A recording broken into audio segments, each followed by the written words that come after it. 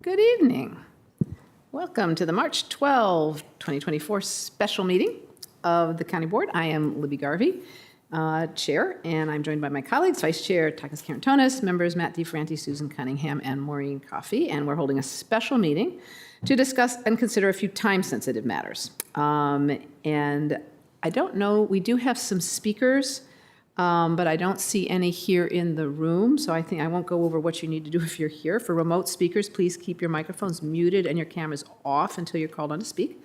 And you'll need to unmute yourself using, if you're on the phone, you use *6.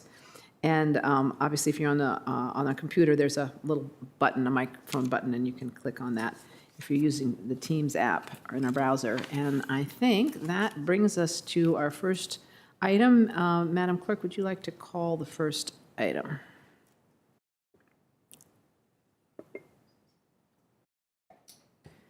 Excuse me. Our first item I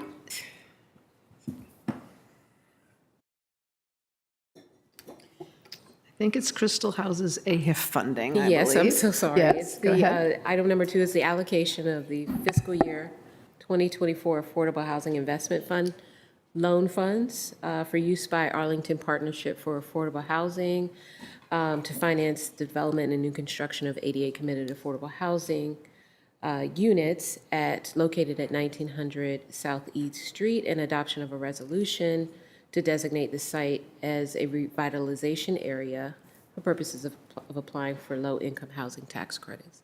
Thank you. All right. Mr. Manager, I'll go to you for the staff presentation. Yeah, thank you, Madam Chair. I just want to make sure Chris Dematsis is with us to make the presentation on the AHIF. And I just want to make sure that he's prepared because we had a last-minute change. Are you ready to go, Chris? Just 1 second. Just 1 second. Okay, technical issue. Thank you.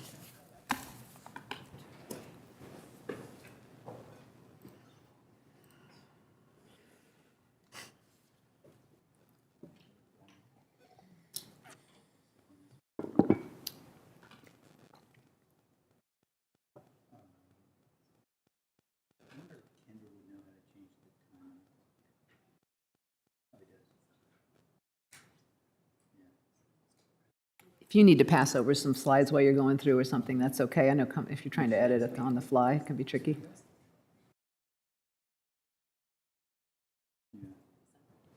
Is it pulled up like on the? Okay.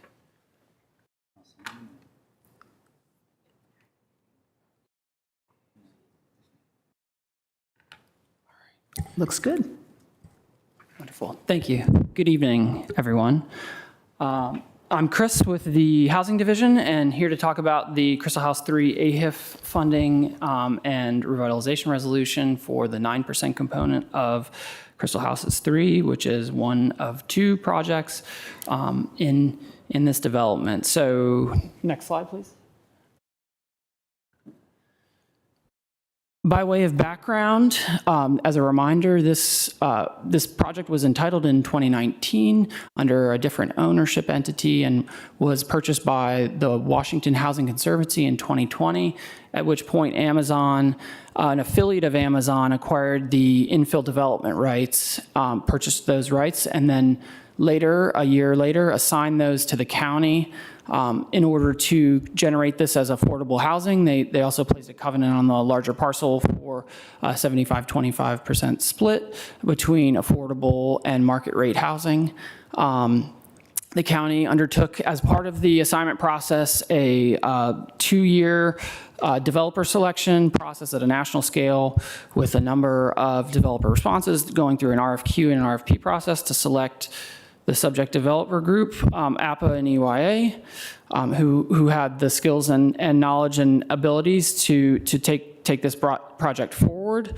We bring ourselves to the current day, which is the first infill project here with Crystal Houses 3. Next slide, please. This is a reminder for the project overview. There are Among Crystal Houses 1 and 2, the existing buildings on site, roughly 828 existing units. Crystal Houses 3, the unit count is 432, 100% affordable. Previously, this had been 100% market rate. And Crystal House 4, mixed income. 5, currently on hold pending the infill parcels. Crystal House 6 would be a senior, affordable, 100% affordable project, and 7 and 8 being market rate townhomes. Next slide, please. A reiteration of a lot of the things that we had talked about before, 432 total units, the 9% portion being 88 units. We have a $12.1 million AHIF loan that we had been structuring with the development team over the last several months. Incomes served between 30 and 60% on the 9% side of this project, and a revitalization area resolution which enables both points in the Virginia housing competition for 9% tax credit, as well as enables lending under Virginia housing statutes. Next slide, please. This project met or exceeded many of the Affordable Housing Master Plan goals, including generating new construction CAF units in a location that hasn't had new construction for many years. A significant number of very low income units at 30% and 50%, as well as a significant number of family sized units. There's type A accessible units, as well as permanent supportive housing, and a full suite of sustainability features, including right sizing this building for Earthcraft Gold, Energy Star, and Zero Energy Ready homes, and long-term affordability. Next slide, please. So the sources and uses, this is a pretty standard capital stack and uses for an affordable housing development, looking at tax credit equity being the primary source and the first in line here with the 9% application on Thursday. The AHIF that we're here is the subject action, and then some Virginia housing loans, some state financing penciled, as well as some deferred developer fee for a total of about $54 million. Next slide, please. The AHIF terms, 12.1, we have a 43-year, 3-year loan term contemplated after a 3-year construction period, interest or 0% interest for 3 years, and then a 40-year long-term below interest rate, debt assumed, below market rate interest rate, excuse me. Leveraging nearly $4 of other sources for every $1 in county funds. Next slide, please. So this is the revitalization area resolution. This is being proposed for both CH3 and CH6 to enable Virginia Housing to be able to make loans on the project, but as well as to incentivize the application and score points for competitive financing. The applicant, APA and EYA, took this through significant amount of community process, including meeting with community associations, several times with planning, as well as got a recommendation from the Housing Commission in February for the funding and the revitalization resolution. And we're here today for those two actions. Next slide, please. So the recommendation is to allocate the $12.1 million in AHIF funds for the 9% project and to adopt the revitalization resolution. And with that, we're done. Thank you. Thank you. Thank you, Mr. Dematzis. All right, we'll turn to our applicant. Take it away. Good evening, Madam Chair and members of the board. Thank you very much for being here tonight. My name is Mike Chiappa, Senior Vice President of Real Estate with the Arlington Partnership for Affordable Housing. I'm joined with my colleagues, Haley Norris, Director of Real Estate Development, and Danny Ross, Project Manager for the Crystal House Development. We do not have an additional presentation on this topic, but are glad to answer any questions. Thank you. Thank you. All right, I don't believe we have any advisory groups presenting, as the Housing Commission, I think, is not, but I believe they were supportive. Then do we have some speakers, Madam Clerk? Yes, we do. Our first speaker is Ben Diavanzo, followed by Susan English. Okay, probably virtually, Mr. Devanzo? Hi, yes, I'm virtual because I'm out enjoying the day with my family. Wonderful. I'm a neighborhood resident, and I just wanted to speak in support of this project. I do want to note there's, a little bit of history that's helpful to know. I was tracked this closely when I was involved. I actually recently moved to the neighborhood. It was one of the first things I was involved with for Aurora Highlands Civic Association.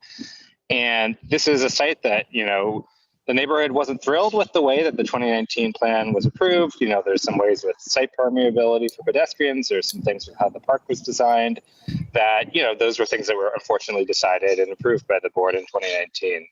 So is this plan, exactly what I would want? No, and there's, they've taken away some retail. There's some things I would have, I would have liked to have seen, but in general, this is something that's incredibly important to approve, and I urge you to do so from my kind of own personal point of view, not speaking for any kind of institution or organization, because we are continuing to see double-digit rent increases.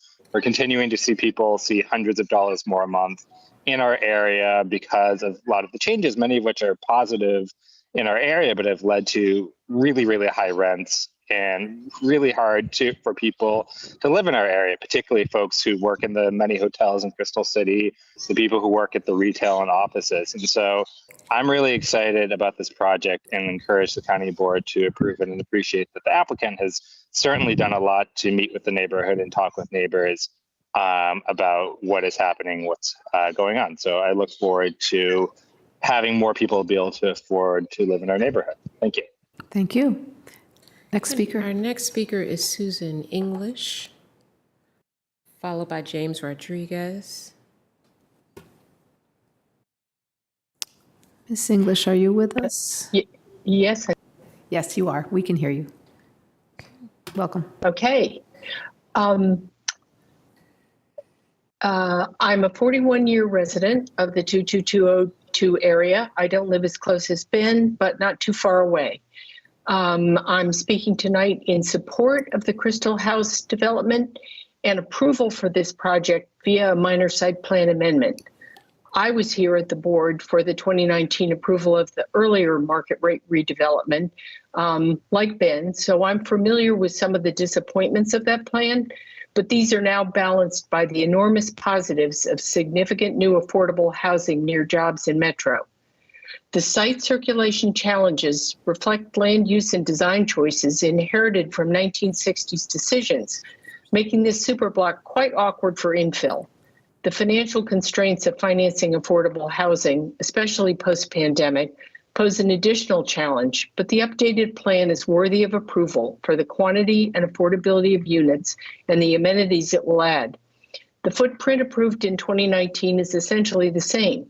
The applicant has gone to considerable lengths to engage with the surrounding neighborhoods on changes to the approved plan and has made some welcome improvements in response to comments from those communities. It's a bit disappointing there is still no access mid-building to serve residents of the old buildings and new headed to the Metro. However, other features have been added to improve the long facade on Eads. This project is very welcome, worthy of approval, and should not require a more extensive review process. Thank you. Thank you, Ms. English. Next speaker. Next speaker is James Rodriguez, followed by Michael Gearing. Mr. Rodriguez, are you here with us? Is he online? No. I think maybe we'll take our next speaker. If he arrives, we'll take him. All Okay. right. Michael Gearing, followed by Alice Hogan. Mr. Gearing. Just push the button. Oh, there we go. Okay, good evening. My name is Mike Gehring, and I'm a longtime resident here in Arlington County. And I want to throw my full support behind the Arlington Partnership for Affordable Housing and the minor plan site amendment. I've come here before to talk about support for affordable housing and the critical need. It's not just a critical need for individuals like myself, but for families with children. And the need is very, critical. And the minor site plan amendment will allow for the design of more family-sized units. And they're really, the need is, like I said, very critical, and we need more family-sized housing. And we shouldn't delay it any further. It's very critical, and so I just wanted to come tonight to urge members of the board to please support this amendment, and I thank you for your time. Thank you. Thank you for coming in. Next speaker, please. Next speaker is Alice Hogan, followed by Stacy Meyer. Good afternoon.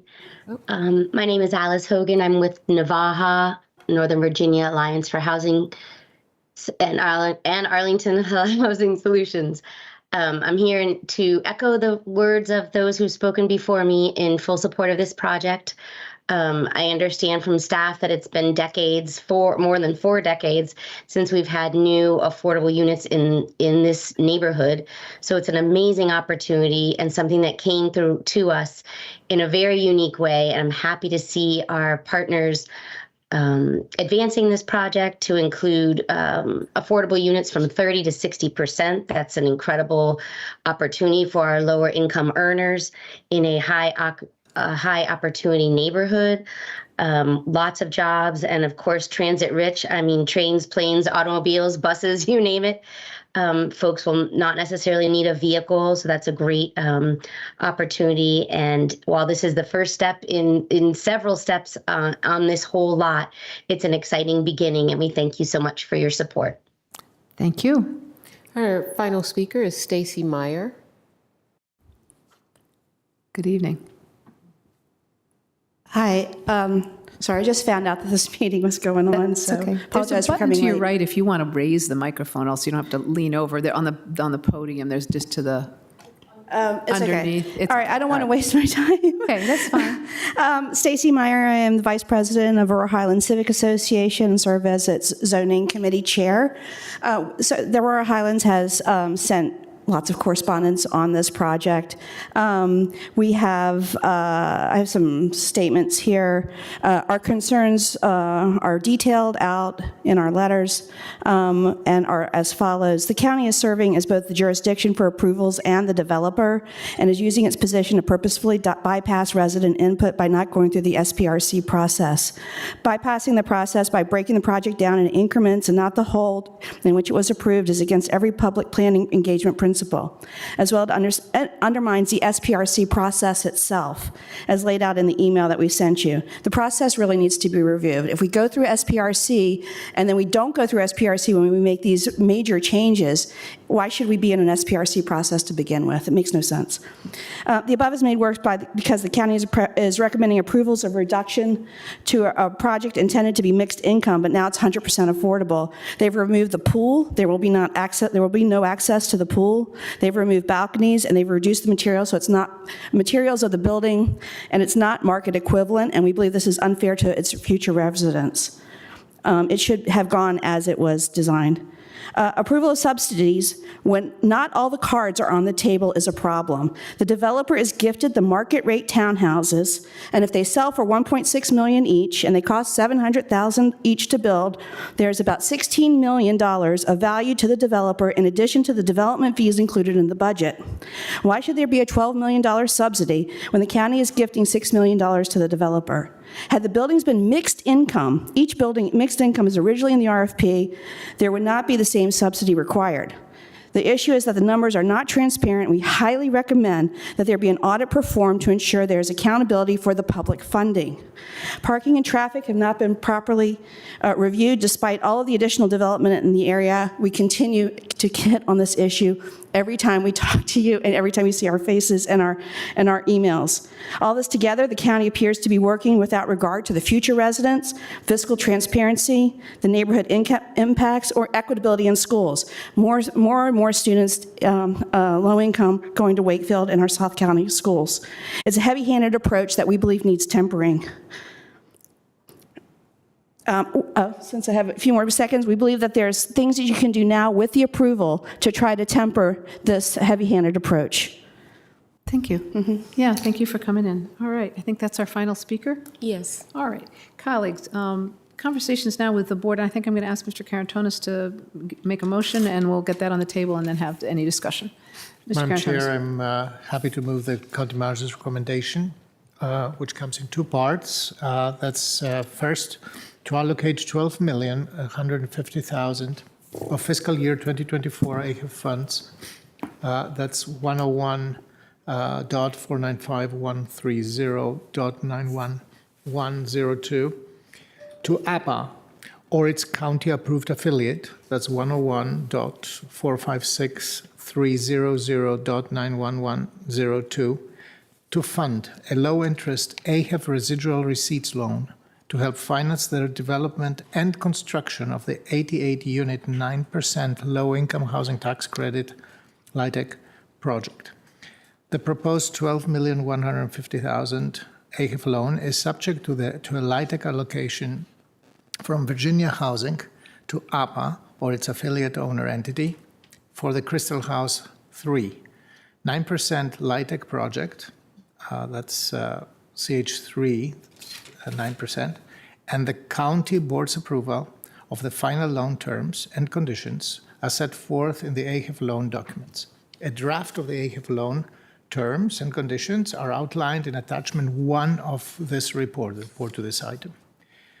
Second, I further move to adopt the attached resolution, that's attachment 3, to designate both the Crystal House 3 and the Crystal House 6 sites as revitalization areas. Thank you. There's a second by Mr. DeFranti. All right, motion has been moved and seconded. Mr. Karantonis, would you like to speak to your motion to get us started? I'm going to say only one thing. What these dollars buy here, what they help to create, what they help to buy, is an appropriation that will provide for much needed affordable housing in a very good mix of incomes and types of bedrooms and family-sized units for 99 years. This is something that it's a real investment in the future. And I think that it's worth our financial support. And this is why I support these motions. Thank you. Other questions for staff? Anyone else? Mr. DeFranti, go ahead. Thank you, Madam Chair. I just would note that some of the concerns raised by Ms. Meyer, there's parking and traffic analysis that's one of the attachments to the package. Certainly understand your various concerns and have read your emails and letters, and we had Open Door Monday very recently. And I also, regarding geographic dispersion of affordable housing units and equity, I don't see anything that would indicate a difference in the staff's analysis that there hasn't been units other than Claridge House, and there hasn't been units built in this area for a long, long time. So appreciate your concerns, mindful of how strongly you feel them as reflected in multiple letters, but at least those are relevant as I consider the motion. Thank you. Thank you. And I have a question for staff. Ms. Meyer brought up the issue of the SPRC process, and I believe back in 2019, this project went through the SPRC. Is that correct? Or at some point it did? It's been through these processes? The original Crystal Houses development went through an SPRC in 2019 when Site Plan 451 was approved.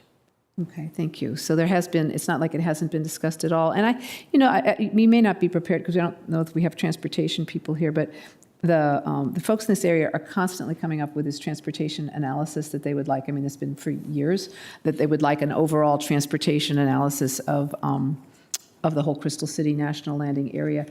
Do we have that in process? I mean, do any of you know? I know this may not be the right staff here. Yeah, Fuzzarelli. Yeah, Madam Chair, I think we can take that back. We have been having ongoing conversations with our DES partners. I can't speak here tonight in terms of the status of that study or analysis getting underway, but we can report back to the board. Okay, thank you. shortly. I mean, I assume we're doing a fair amount of analysis just with the whole stadium issue, this possibility of the stadium coming, so we're looking at things. And it's my understanding, too, that over the past, say, 10 or more years, while the population has gone up, the traffic actually has gone down in the area. Is that correct? Again, I would not want to speak to that, but I will say, as far as this project and the 2019 approval for this project, and as well as some of the other large capital projects being planned or studied in the area, all of the development that has been approved and entitled by this board and factored into background growth is being taken into account as part of the transportation analyses that are being done. For each site. All right, thank you. I am pretty sure as I say, I've seen data that it's so transit rich, so that we've got more and more people, but actually they don't need cars nearly as much, and it's still functioning pretty well. And I am supportive of this, particularly the mix. I mean, thank you. It's really incredible need that we have for this kind of mix of housing, and really appreciate it. Any other comments or questions, Ms. Cunningham? Also on the question of the minor versus major site plan amendment, can you confirm how we decide which of those chutes to go down for any project and whether this one is any different in that consideration? So thank you for the question. There are, in our zoning ordinance, there are provisions or criteria upon which we would evaluate in concert or in consultation with the zoning administrator in terms of whether or not a requested amendment to a site plan meets the criteria for a major site plan or a minor site plan application. So in evaluating this ask or the request for this amendment, it did not meet those criteria for as a major, and therefore has been reviewed in the context of a minor amendment.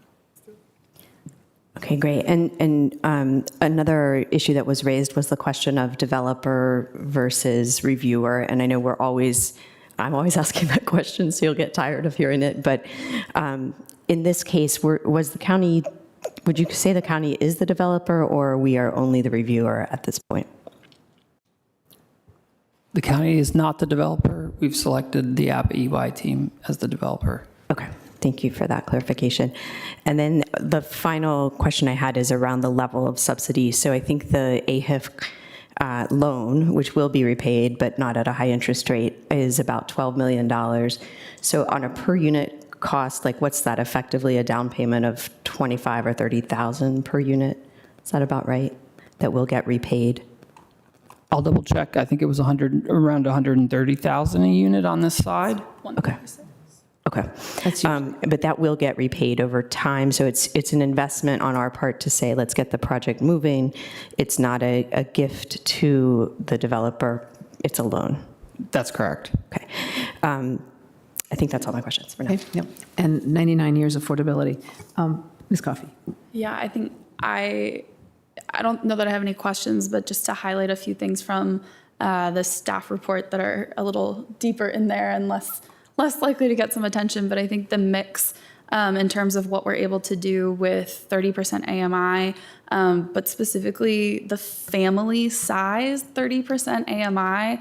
I know that I have not been up here for too long, but I think that this is a really impressive and really important thing to do to get that deep affordability, not just in a 1-bedroom or in a studio, but in 5 3-bedrooms and 13 2-bedrooms just in the 9% LIHTC part of this.